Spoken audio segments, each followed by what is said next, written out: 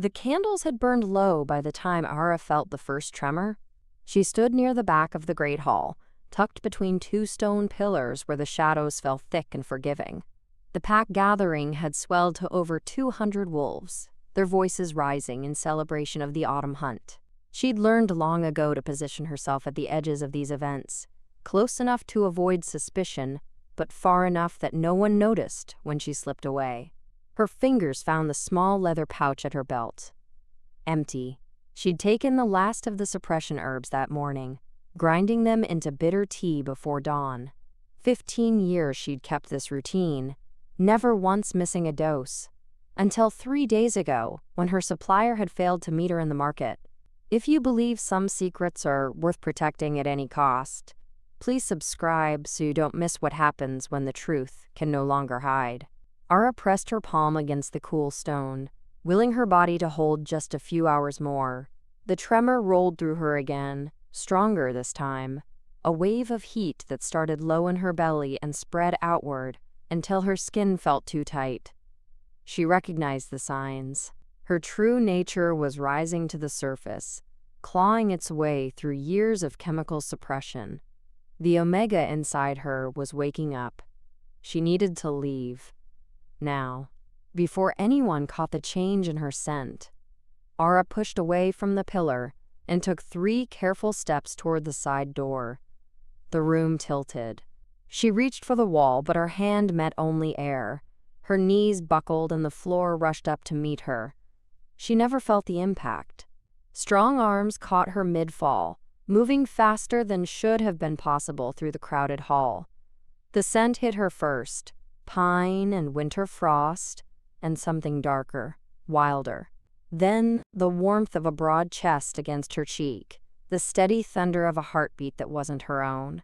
She forced her eyes open and found herself looking up at a face carved from stone and firelight.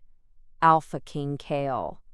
Dark hair fell across his forehead, slightly disheveled, as though he'd been running his hands through it. His eyes were pale gray, the color of storm clouds, and they were locked on her face with an intensity that made her breath catch. A thin scar ran along his jawline, white against bronze skin. He was built like the warriors in the old stories, tall and broad-shouldered, but it was the gentleness in the way he held her that made her chest ache. She'd never been this close to him before, never let herself be. His nostrils flared, his whole body went rigid. Time seemed to stop. The noise of the hall faded to nothing. Ara watched his expression shift from concern to confusion, to something she couldn't name. Something that made her want to run, even as her traitorous body relaxed deeper into his hold. He'd caught her scent, her real scent, the one she'd buried for 15 years beneath bitter herbs and careful isolation. Omega, unmated. And gods help her, already, beginning the hormonal cascade that would lead to her first true heat in over a decade. "No," she whispered, trying to push against his chest. Her arms felt like water. "Please, let me go." Kale didn't move. His gaze hadn't left her face. When he spoke, his voice was low and rough, barely more than a rumble. "Who are you?" "No one." The lie tasted like ash. "I need to leave." "You can't walk." It wasn't a question. His arms tightened fractionally around her, and she felt the tremor that ran through him, the alpha instinct responding to her unmasked nature. "How long have you been hiding?" Panic clawed up her throat. She'd seen what happened when alphas discovered unclaimed omegas. She'd spent her whole life running from exactly this moment. "Please," her voice broke on the word. "I'll disappear. You'll never see me again.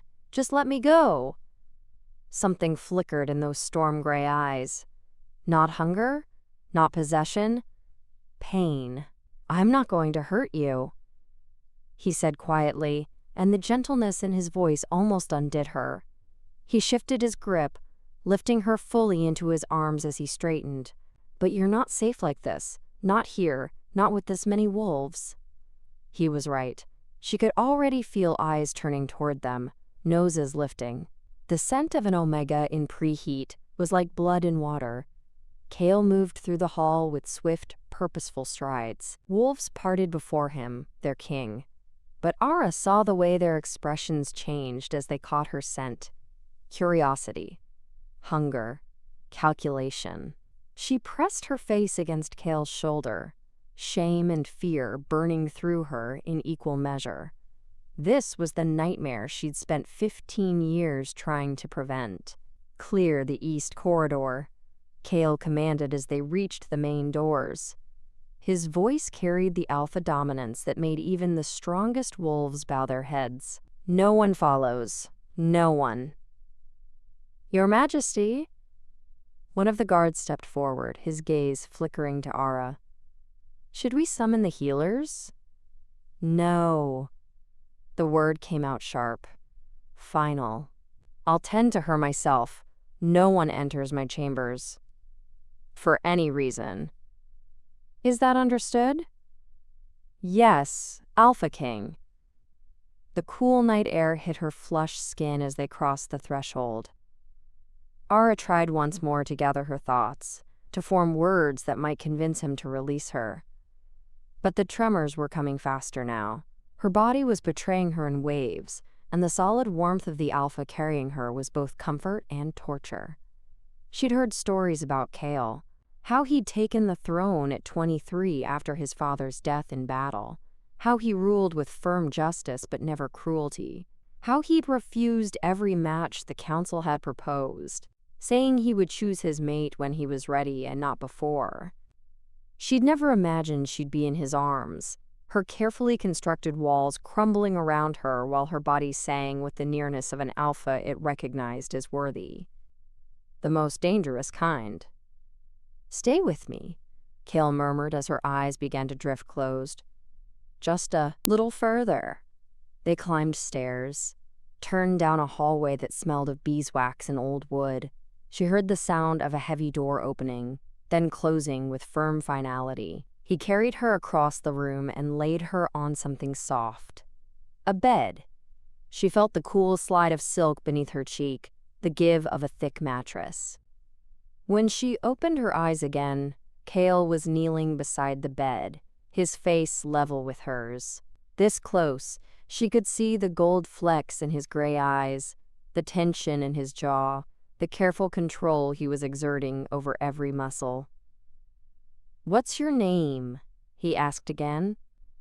She shouldn't answer, shouldn't give him anything he could use to find her when she finally managed to run. But her lips moved anyway, shaped by exhaustion and the strange pull she felt toward this alpha who'd caught her with gentle hands.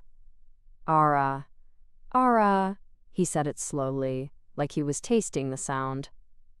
I'm going to help you. But I need to know what you've been taking. What herbs? Her heart stuttered. How did you... Your scent. His expression was grim. It's tangled, suppressed. I've seen it before in Omega's fleeing bond claims. He paused. Is that what you're running from? She closed her eyes. The truth lodged in her throat like a stone. Behind her closed lids, she felt a feather-light touch against her temple, his fingers brushing back the damp hair from her forehead. You're safe here, Kale said softly. I swear it on my life, no one will touch you. And despite everything, despite 15 years of learning never to trust an alpha's promise, Ara felt something crack open in her chest. A dangerous feeling. Hope. Ara woke to unfamiliar softness and the scent of pine. For a moment, she lay perfectly still, her mind struggling to place where she was. The bed beneath her was larger than any she'd ever slept in, the sheets fine enough that they whispered against her skin. Firelight danced across a vaulted ceiling painted deep blue, scattered with silver stars. Then, memory crashed back. The gathering, the collapse, the Alpha King, carrying her through corridors, while her body betrayed every secret she'd ever kept. She sat up too quickly, and the room swayed. Her hands gripped the edge of the mattress as she fought down a wave of nausea. The tremors had subsided, but her body still hummed with the aftermath. Her skin too warm, her senses painfully sharp. The fire across the room crackled and settled. She turned her head toward the sound and found him. Kale sat in a high-backed chair near the hearth, forearms resting on his knees, hands loosely clasped. He'd removed his formal jacket and rolled his shirt sleeves to his elbows. In the firelight, his features looked softer, though his eyes tracked her with the same intense focus as before. "How long?"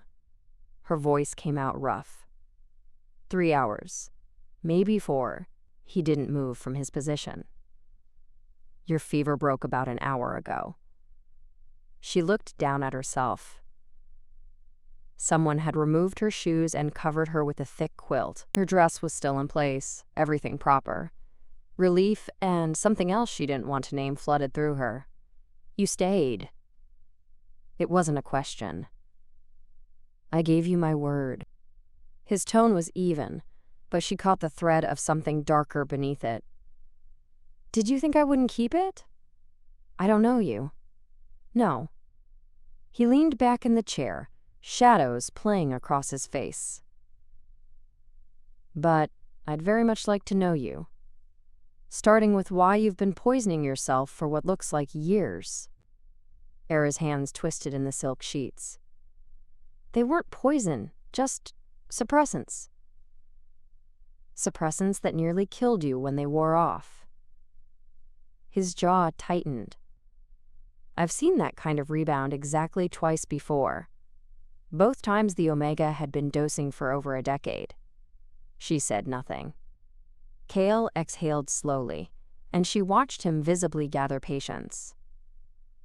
"Ara, I'm not your enemy, but I can't help you if you won't tell me what you're running from.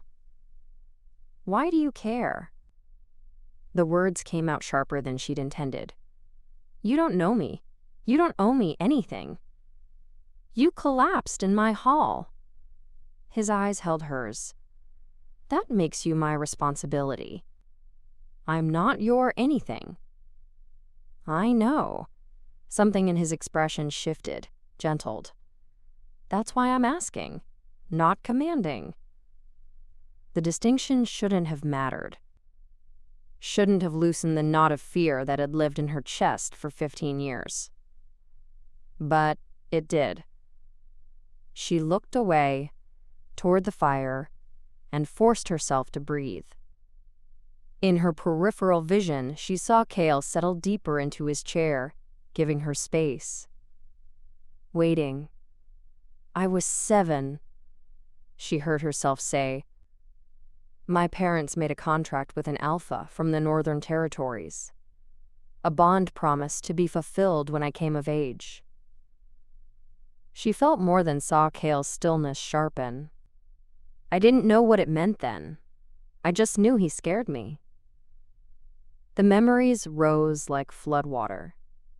"He visited once, looked at me the way you'd assess livestock. Told my father I'd do well enough once I was broken in properly." The chair creaked. She glanced over and found Kale's hands gripped white-knuckled on the armrests. "How old were you when you ran?" 12. She pulled the quilt tighter around herself. 3 years before the bond was supposed to take effect. My parents had already accepted half the bride price. I knew if I stayed, I'd end up in his den whether I agreed or not. So you found a way to hide. An old healer in the border towns taught me which herbs would mask an Omega scent, suppress the hormones that trigger heat." Her laugh was brittle. "She said it wasn't meant for long-term use, that it would damage me eventually, but I figured damaged and free was better than the alternative." Silence filled the space between them. Ara kept her gaze on the fire, unable to look at him. Shame crawled up her throat.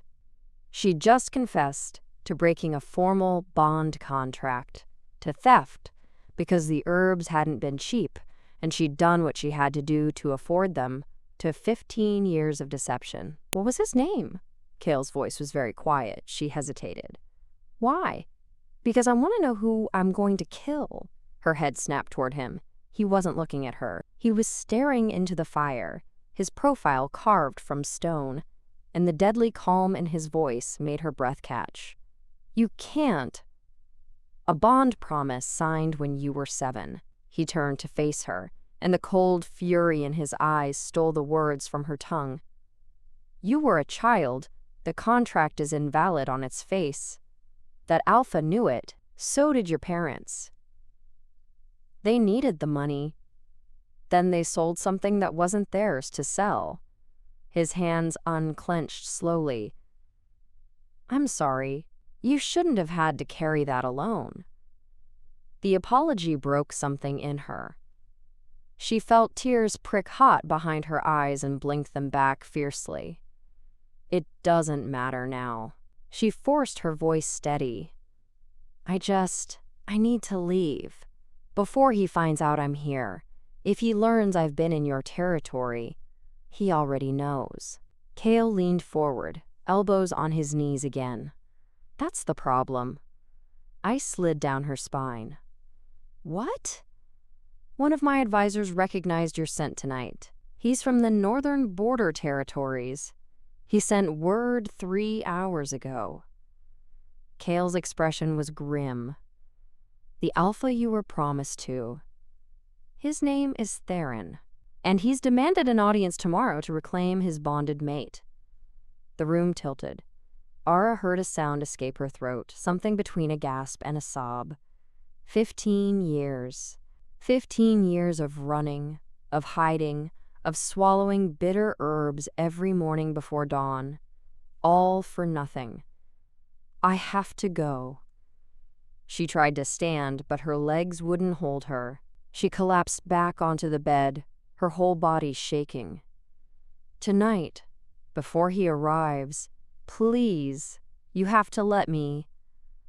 Ara. Kale was beside the bed in 3 strides, kneeling so their eyes were level. He didn't touch her, kept his hands carefully at his sides. Listen to me. You're not going anywhere. You don't understand. He'll do nothing. The Alpha command in his voice made her freeze. You're under my protection now. In my territory. In my home. He has no claim here. The contract can be challenged. His gaze burned into hers. Pack law allows for dissolution of bond promises made without the Omega's consent. It's ancient law, ironclad. Hope and terror warred in her chest. You'd do that? Challenge him? Without hesitation, Kale's voice gentled. But I need you to trust me. Just for a few days. Until your body stabilizes and we can face him together. Why? The question tore out of her. Why would you risk your position, your reputation, for someone you don't even know? He was quiet for a long moment. When he spoke, his words were careful, measured. Because you shouldn't have had to run in the first place, he held her gaze. Because every Omega in my territory deserves the right to choose their own path. And because, he paused, because when I caught you tonight, I saw someone who'd fought like hell to stay free. That kind of strength deserves to be protected, not punished. Ara's throat closed. She wanted to believe him. Gods, she wanted to believe him. But trust was a luxury she'd never been able to afford. I won't force you to stay, Kale added quietly. If you truly want to leave, I'll help you. Supplies, safe passage, whatever you need. But if you run now, he'll hunt you down. You know he will. She did know. She'd always known. And if I stay, then we fight. His expression was absolutely certain. Together. The word hung in the air between them, fragile and impossibly solid. Era drew a shaking breath and nodded once, the gesture small but deliberate. Okay, she whispered. I'll stay. Something shifted in Kale's expression. Relief, maybe. Or something deeper that she didn't dare name. He rose slowly from his crouch beside the bed and moved back to the chair by the fire, giving her space again. The gesture didn't go unnoticed. "You must be hungry," he said, his tone carefully neutral. "I can have food brought up." "No." The word came too fast, and she saw his brow furrow. "I mean, I don't want anyone else to know I'm here. Not yet." Understanding flickered across his face. "The fewer people who know your location before tomorrow's audience, the better." "Yes." Kale stood and crossed to a side table where a covered tray sat waiting. "I had something prepared earlier, just in case." He lifted the cloth to reveal bread, cheese, dried fruit, and a pot that still steamed faintly. Nothing fancy, but it's safe. The casual kindness of it made her chest ache. How long had it been since anyone had thought to care for her without expecting something in return? He brought the tray to a small table near the window and set it down, then retrieved a chair and placed it across from his own. Not too close. An invitation, not a demand. Ara pushed herself off the bed. Her legs held this time, though they trembled slightly. She made her way to the table and sank into the chair, hyper-aware of his presence across from her. This close, even with the width of the table between them, she could feel the steady warmth that radiated from him. Her traitorous Omega instincts whispered that she was safe here. Protected. Dangerous thoughts. She reached for the bread and tore off a piece, forcing herself to chew even though her stomach was still knotted. Kale poured tea from the pot into 2 simple clay cups and slid one toward her. "It's not the herbs you were taking," he said quietly. "Just chamomile and mint, to settle your stomach." She wrapped her hands around the cup, grateful for something to hold. The silence stretched between them, not quite comfortable, but not hostile either. Through the window behind Kale's shoulder, she could see the moon hanging low and full over the distant mountains. "Tell me about him." Kale's voice pulled her back. "Theron, what should I expect tomorrow?" Ara's hands tightened on the cup. "He's old pack, traditional, the kind who believes Omegas exist to serve alphas and bear children." She took a careful sip of tea, buying time. "He's not as strong as he once was, but he's respected in the Northern Territories. Well-connected. So he'll come with leverage. He'll come with lawyers and contracts, and probably a dozen witnesses who'll swear the bond promise was made in good faith." The bitterness leaked into her voice despite her best efforts. "My parents are dead, so they can't testify otherwise. It's his word and his paperwork against nothing." "Against you?" Kale leaned forward slightly. "Your testimony counts, Ara, especially if you were underage when the contract was signed." "I was 7, but the bond wasn't supposed to take effect until I turned 15. She set the cup down before her shaking hands could spill it. "That's the loophole. The contract isn't for a child bride. It's for a marriage arranged in childhood but formalized at maturity. Except you never consented at maturity." "I wasn't there to consent. I ran." She met his eyes. "In the eyes of most pack law, that's breach of contract. He can demand compensation. Or fulfillment." Kale's jaw tightened. "Not in my territory. Your territory isn't the whole world." The words came out harsher than she'd meant them. "I've been running for 15 years, Kale. I've seen what happens when local law conflicts with bond contracts. The contracts almost always win." Almost. Almost isn't enough when the cost of failure is spending the rest of my life as his property. Her voice cracked on the last word. Kale was quiet for a long moment. When he spoke again, his tone had shifted into something more formal, more measured. "There's a provision in the old laws, sanctuary right." He watched her carefully. If an Omega claims sanctuary with a reigning Alpha, any prior bond contracts can be dissolved, pending a formal inquiry into their validity. Hope flickered, fragile as candlelight. How long does the inquiry take? As long as I decide it needs to. Something that might have been a smile ghosted across his face. I'm the Alpha King. I have some discretion in these matters. He'll fight it. Let him. There was steel beneath the gentleness now. I've been looking for a reason to challenge some of the Northern Territory practices. Their treatment of Omegas is archaic. Ara stared at him, trying to reconcile the careful distance he'd maintained all evening with the barely leashed fury she heard now. You'd really go to war over this? If I have to. His eyes held hers. But I don't think it will come to that.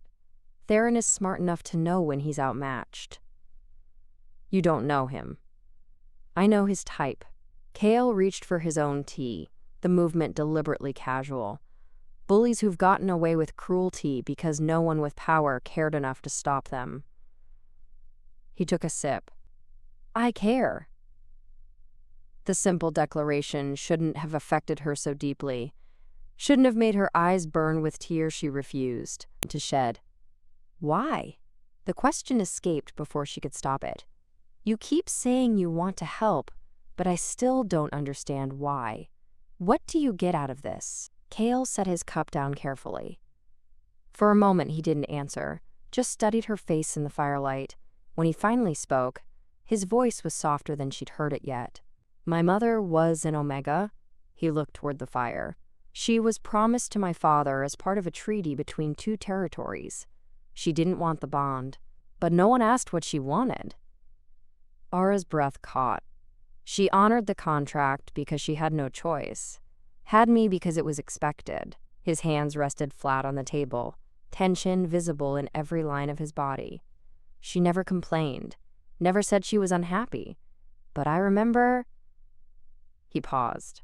I remember the look in her eyes sometimes, like part of her was somewhere else, somewhere free. I'm sorry, Ara whispered. She died when I was 16. Fever took her in 3 days. Kale's gaze came back to her. My father grieved.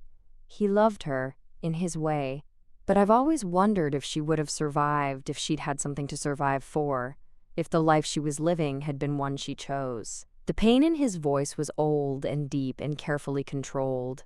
Ara understood that kind of control. The way you learned to carry grief like a stone in your chest, never quite setting it down. I can't change what happened to her, Kale continued, but I can make damn sure it doesn't happen to anyone else in my territory. Not while I'm breathing. Ara looked down at her hands. That's a heavy burden to carry. It's my burden. I chose it when I took the crown.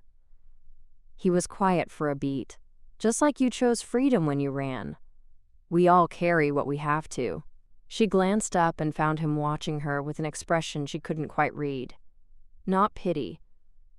Something closer to recognition, like he saw her, truly saw her, in a way no one else ever had. It terrified her. I've never felt safe with an alpha before, she admitted quietly. Not once in 15 years. Kale's expression didn't change, but she saw something flicker in his eyes. And now? Ara drew a slow breath, tasting pine and wood smoke, and the strange, fragile thing blooming between them. I don't know yet, she said honestly, but I'm willing to find out. The corner of his mouth lifted in what might have been a smile. That's all I'm asking. The fire had burned down to embers by the time Ara felt steady enough to stand.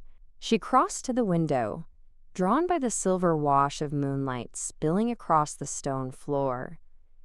Beyond the glass, the forest stretched dark and endless, familiar in its wildness. Kale remained at the table, giving her space. She was learning to read the weight of his silences, the way he knew when to speak and when to simply be present. What happens tomorrow? Her reflection ghosted pale against the dark glass. At the audience, Theron will present his claim. I'll invoke sanctuary right. His voice was steady behind her. The contract will be suspended pending investigation. And if he refuses to accept that, then he'll be escorted from my territory and banned from return. A pause. He won't refuse. Not publicly. Not in front of the council. Ara pressed her fingertips to the cool window. You make it sound simple. The law is simple. People complicate it. She heard the chair scrape as he stood. His footsteps were quiet on the stone floor, stopping a careful distance behind her. But I need you to understand something. She turned to face him. In the dim light, he looked younger somehow. The harsh lines of authority softened. Vulnerable in a way that made her chest tighten. Sanctuary right protects you from bond contracts, he said carefully. But it doesn't force you to stay once the immediate threat is resolved. When this is over, when Theron is gone and the contract is dissolved, you'll be free to go wherever you want. The words should have brought relief. Instead, something twisted sharp beneath her ribs. You're saying you won't try to keep me. I'm saying I won't claim you just because I can. His eyes held hers. The whole point of this is to give you the choice you never had. I won't take that from you by replacing one cage with another. Ara's throat went tight. 15 years she'd imagined what freedom would feel like. She'd never once imagined an alpha offering it freely. What if? She stopped, the question too dangerous to voice. What if what? Gentle. Patient. What if I wanted to stay? The words came out barely above a whisper. Not because I have to. Not because of sanctuary law or protection. Just because. Something flickered across Kale's face. Hope, raw and unguarded, before he schooled his expression back to careful neutrality. Then I'd welcome you. His voice had gone rough. For as long as you wanted to remain. The air between them felt charged, heavy with things neither of them were ready to name. Ara's pulse thrummed in her throat. She was acutely aware of how close he stood, near enough that she could feel the warmth radiating from him but not touching. Never touching without permission. I don't know how to do this, she admitted. Trust. Connection. I've spent so long keeping everyone at arm's length. I know. Kale's hands hung loose at his sides, though she saw the tension in his shoulders, the effort it took him not to reach for her. We'll figure it out together. No rush. No expectations. You're being so patient with me. You're worth the patience. The simple conviction in those words nearly undid her. Ara wrapped her arms around herself, suddenly cold despite the lingering warmth from the fire. I'm afraid, she confessed, that if I let myself feel safe, something will shatter it. That's how it's always been. I can't promise nothing will ever go wrong. Kale took half a step closer, still not touching. But I can promise I'll fight beside you when it does. You won't face anything alone. Not anymore. Ara studied his face in the moonlight. The sincerity there. The steady certainty that maybe, just maybe, she could allow herself to believe. Can I? She hesitated, then forced herself to continue. Can I stay here tonight? I don't think I can handle being alone right now. Of course. No hesitation, no expectation coloring the acceptance. Take the bed.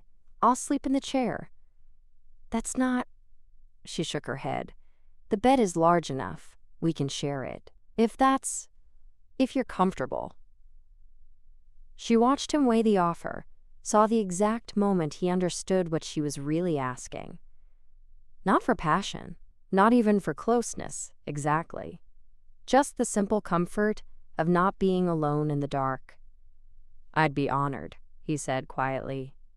They prepared for sleep in careful silence. Kale banked the fire and drew the heavy curtains against the moonlight while Ara slipped off her outer dress, leaving the thin shift beneath.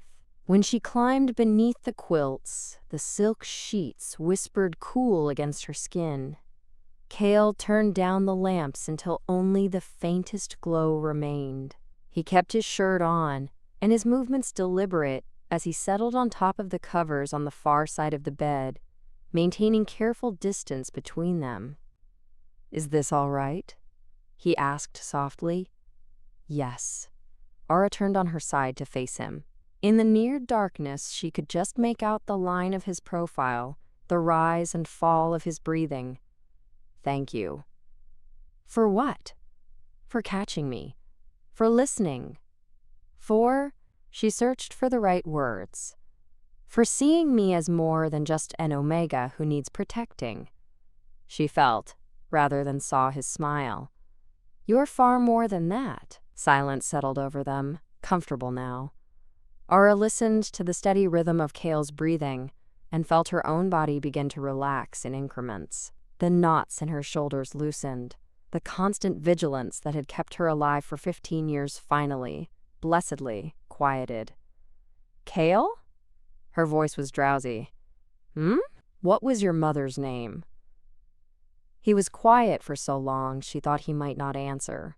When he did, his voice carried old grief worn smooth by time. "Elise. She liked wildflowers. Used to keep them in every room." "She sounds lovely." "She was." A pause. "I think she would have liked you." Ara's eyes burned. She blinked against the darkness and felt a tear slip free, tracking hot down her temple into her hair. "Sleep," Kale murmured. "I'll be right here." And somehow, impossibly, she believed him. Ara let her eyes drift closed, her breathing gradually matching the steady cadence of his. The last thing she felt before sleep took her was the faint brush of fingers against her hand, where it rested between them on the bed. Not grasping, not claiming, just a gentle reminder that she wasn't alone. When dawn broke, Ara woke to find pale light filtering through gaps in the curtains, and Kale's hands still near hers, careful and constant through the night. She studied his sleeping face, the peaceful lines of it, and felt something shift inside her chest. A door opening, a wall coming down brick by careful brick. She didn't know what the day would bring, didn't know if Kale's promises would hold against the weight of pack law and Theron's fury. But for the first time in 15 years, she felt the possibility that maybe, just maybe, she didn't have to face it alone. Kale's eyes opened slowly, gray and soft with sleep. When his gaze found hers, he went very still. "Hi," Ara whispered. "Hi." The corner of his mouth curved. "You stayed." "I did." They lay there in the early morning, quiet, the space between their hands. A promise neither of them was quite ready to name. Outside, she could hear the distant sounds of the castle waking. Soon they would have to face what was coming. But for now, in this stolen moment of peace, Ara let herself simply be. Present. Safe. Held without touch by an alpha, whose greatest gift was his restraint. And when Kale finally rose to prepare for the day ahead, offering her his hand to help her from the bed, Ara took it without hesitation. The council chamber doors opened with the groan of iron on stone, and Ara felt her stomach drop. She dressed carefully that morning in borrowed clothes Kale had provided, a simple gown of deep green wool that covered her from throat to wrist, her hair braided back in a style that felt too formal, too exposed. But Kale had insisted she look the part of a free Omega under royal protection, not a fugitive dragged before judgment. Now, standing at his side as they entered the vast circular room, she understood why. The chamber was full. Council members lined the curved walls, their expressions ranging from curious to carefully neutral. Guards stood at attention every few feet, their hands resting on sword hilts. And at the far end, seated in a high-backed chair that looked uncomfortably like a throne, was the man who'd haunted 15 years of her nightmares, Theron. He'd aged since she'd last seen him. His dark hair had gone silver at the temples, and deep lines bracketed his mouth. But his eyes were the same, cold, calculating. The eyes of a man who viewed everything and everyone as property, to be acquired or discarded. Those eyes locked on her the moment she stepped through the door. Ara's breath caught. Her feet wanted to stop, to turn, to run. But Kale's hand found the small of her back, steady and grounding, and she forced herself to keep moving. They crossed the chamber in silence, broken only by the whisper of fabric and the echo of footsteps on stone. Kale led her to a place near the center, positioning himself slightly in front of her, a shield without caging her. Alpha King. Theron's voice was exactly as she remembered, smooth, controlled. Thank you for granting this audience. Alpha Theron. Kale's tone was courteous but cool. You requested the matter be heard quickly. Here we are. Theron's gaze slid past him to Ara. She watched recognition flicker across his face, followed by something that made her skin crawl. Satisfaction. Indeed. He rose from his chair with deliberate grace. I've come to reclaim what was stolen from me 15 years ago. You mean who? Kale's correction was soft but pointed. A muscle twitched in Theron's jaw. A contract was made in good faith between myself and the girl's parents. A bond promise sealed with payment and witnessed by 2 packs. She was to be mine when she came of age. His eyes narrowed. Instead, she ran, breaking sacred law and stealing the bride price I paid. I was 12. Ara's voice came out stronger than she felt. And terrified. You were promised. Theron took a step forward. Your fear doesn't dissolve a legal contract. A contract signed on her behalf when she was 7. Kale moved fractionally, keeping himself between them. Before she could possibly consent to a bond. The bond wasn't to take effect until maturity, standard practice. Theron's attorney, a thin man in formal robes, stepped forward with a leather folder. We have documentation, signed agreements, witness testimony, all legally binding under Northern Territory law. The attorney approached and handed the folder to one of the council members, who began examining the contents with careful attention. Ara watched her past laid out in ink and parchment, felt the weight of those signatures like chains settling around her wrists. I don't dispute the existence of a contract. Kale's voice remained level. I dispute its validity. On what grounds? Theron's expression was smug. The law is clear, Alpha King. A bond promise made and paid for cannot be broken without cause. Lack of consent is cause. She was a child. Her parents consented for her. And when she reached the age of consent, she chose to run rather than honor it. Kale turned slightly, including the council in his address.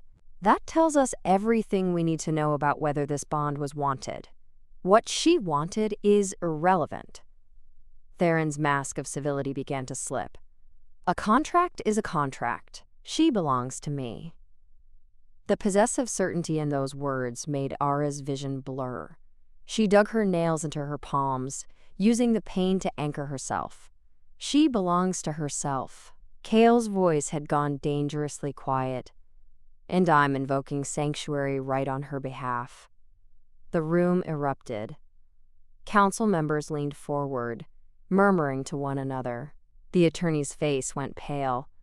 And Theron looked like he'd been slapped. You can't. His composure cracked completely. Sanctuary right is for Omegas fleeing abuse, not those breaking legal contracts. Sanctuary right is for any Omega who claims protection from a bond they did not freely choose. Kale gestured to one of the guards, who stepped forward with a thick tome bound in cracked leather. Ancient law. written by the first pack councils. It supersedes all contract law when the well-being of an Omega is at stake. The guard opened the book and began to read in a clear, carrying voice. Ara barely heard the words. Her heart was hammering too loud, her pulse a drum in her ears. This was it, the moment that would decide everything. When the guard finished reading, silence fell heavy over the chamber.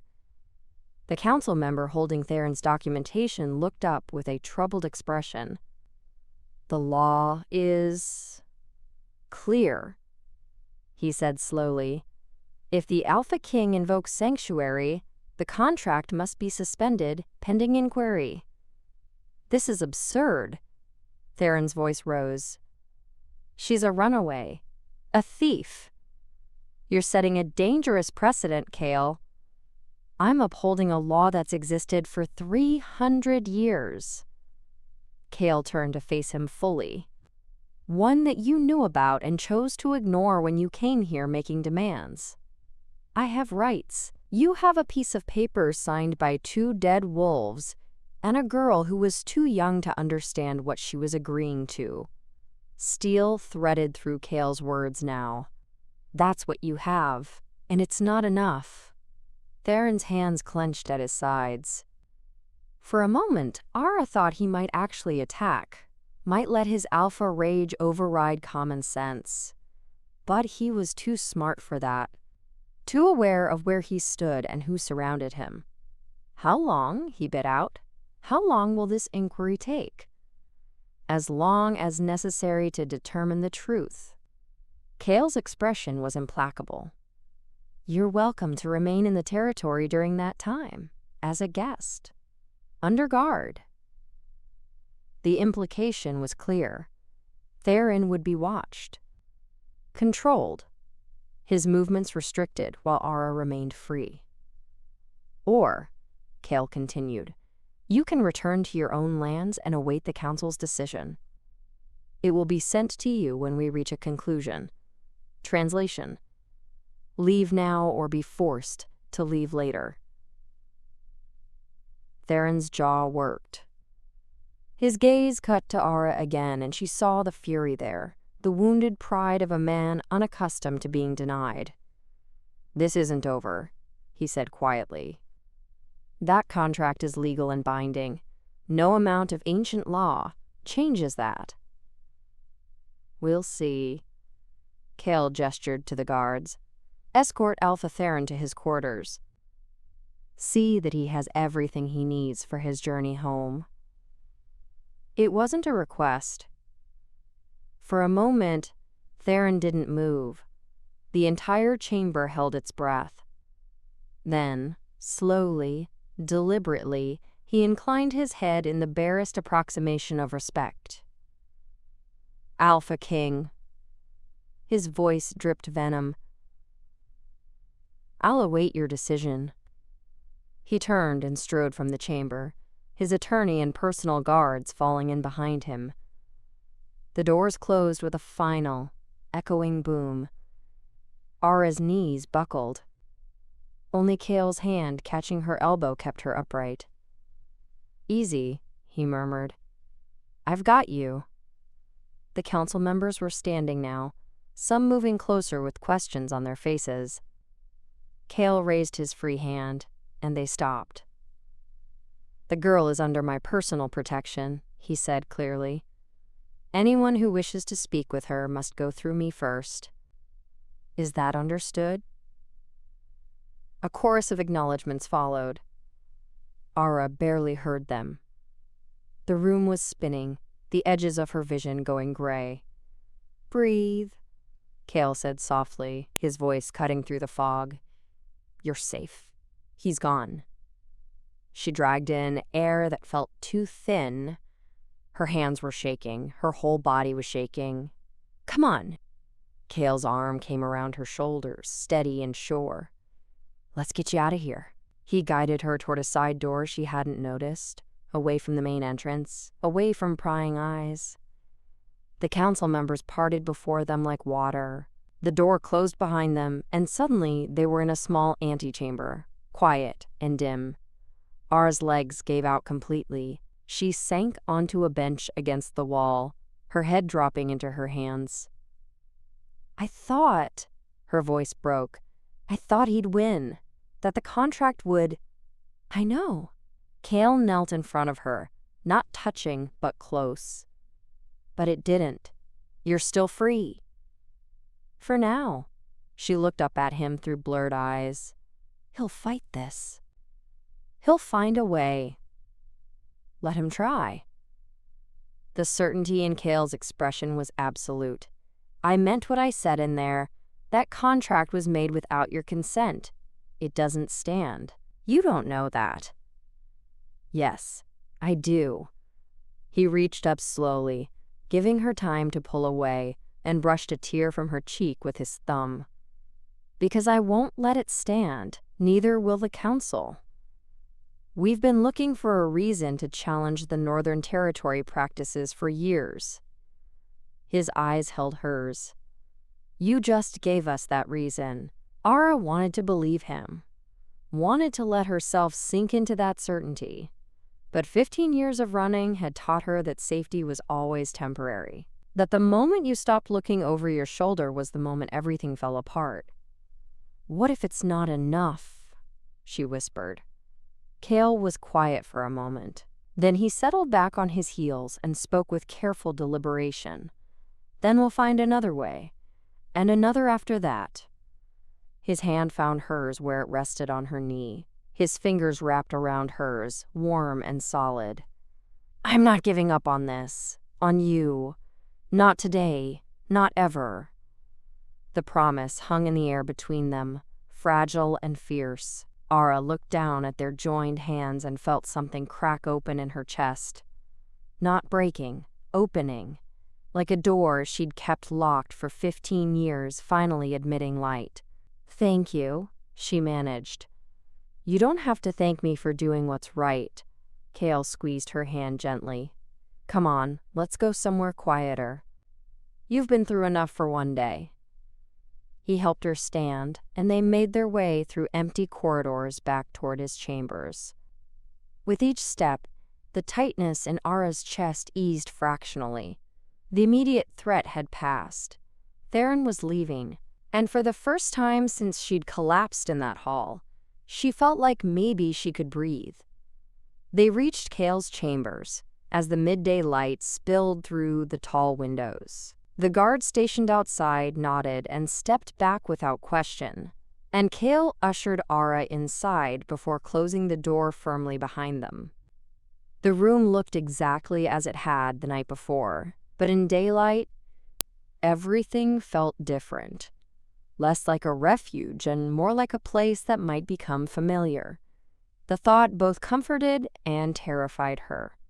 Ara crossed to the window and pressed her palms against the cool glass, watching the guards escort Theron's party toward the main gates far below. She tracked their movement until they disappeared beyond the outer walls. He's really leaving, she said quietly. Kale came to stand beside her, close enough that she felt his warmth but still maintaining that careful distance. He is. The council made it clear his presence wouldn't be welcome during the inquiry. How long will it take, the inquiry? As long as I need it to. His reflection in the glass met hers. The law gives me discretion. I plan to use it. She turned to face him fully. You're stalling, buying time. I'm being thorough. A hint of a smile touched his mouth. There's a difference. Kale.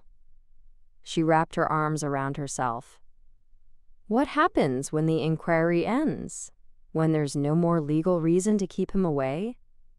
The inquiry will conclude that the contract was signed without your informed consent and is therefore void. His certainty never wavered. That's not a stall, that's the truth. And if his lawyers find a way around it, then we'll dissolve it on other grounds.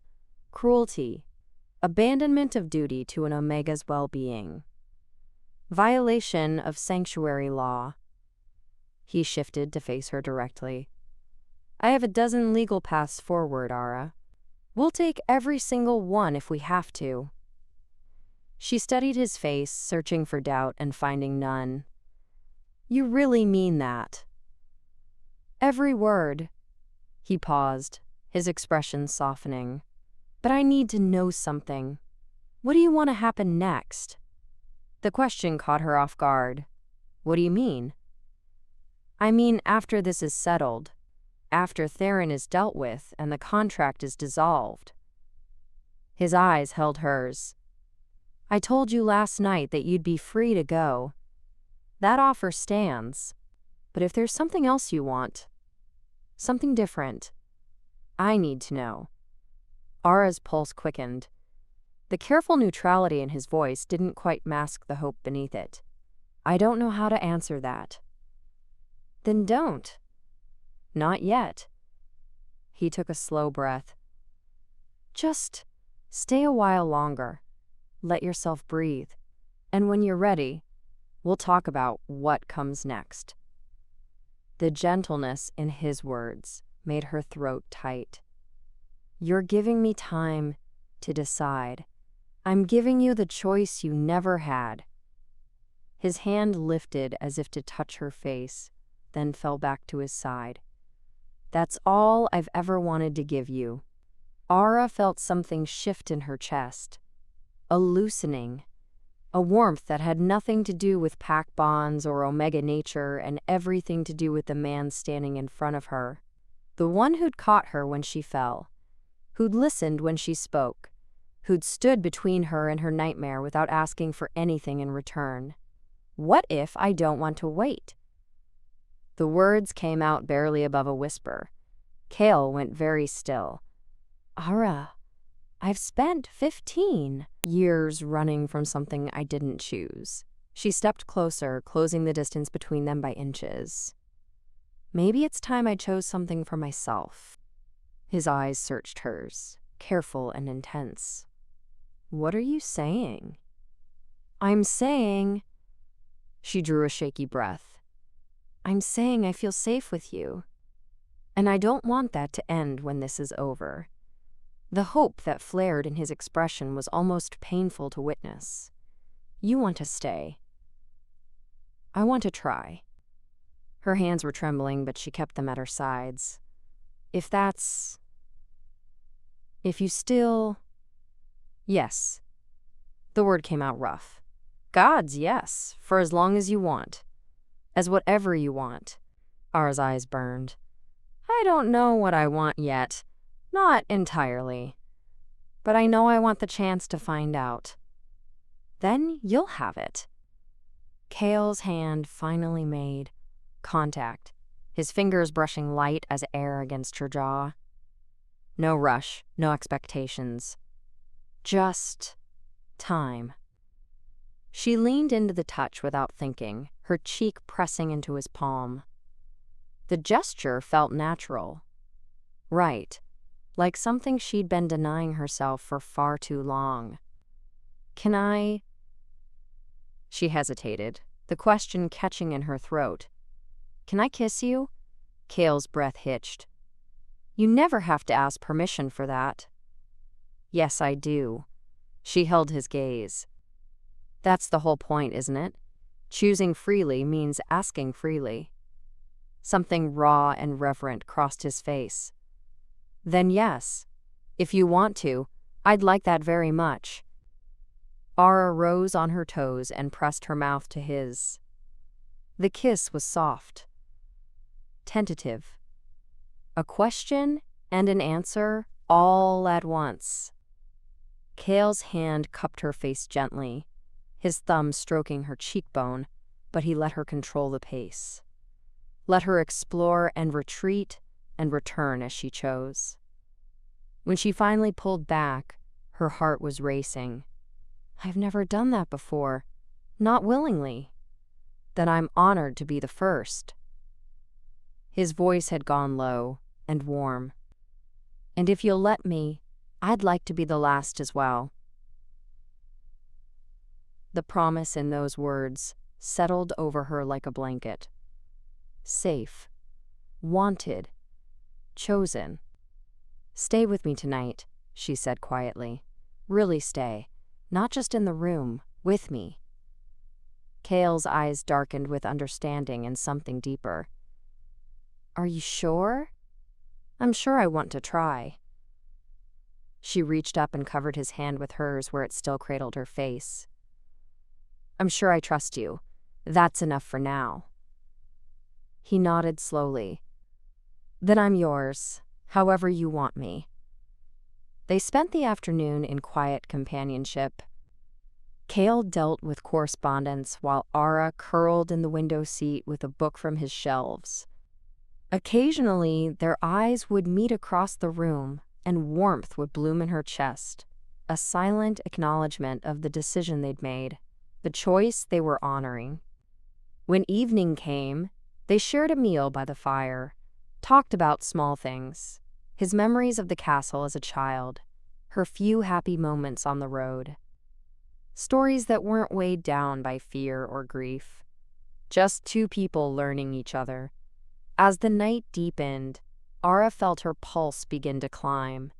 Not with fear, with anticipation, with the strange, fragile hope that maybe she could have this. Closeness, connection, something freely given instead of taken. Kale must have sensed the shift because he set down his cup and turned to her with careful attention. We don't have to do anything you're not ready for. I know, she met his eyes. But I want to. I want to choose this. Choose you. He stood and offered his hand. She took it without hesitation. The bedroom was warm with firelight. Kale drew the curtains and turned down the lamps while Ara's fingers worked the laces of her dress. Her hands shook slightly, but not from fear. From the strangeness of doing this because she wanted to. Because she'd asked.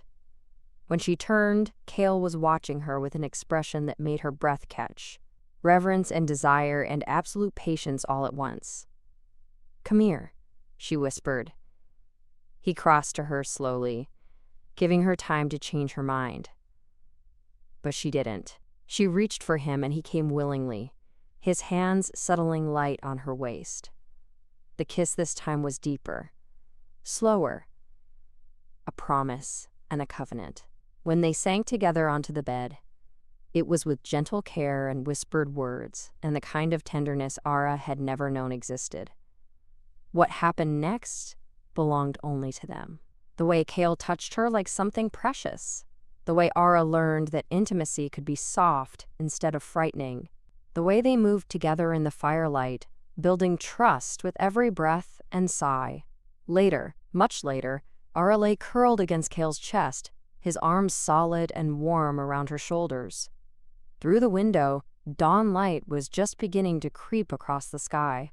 Thank you, she murmured against his skin. His hand stroked through her hair, gentle and rhythmic. For what? For giving me the choice. For waiting. For...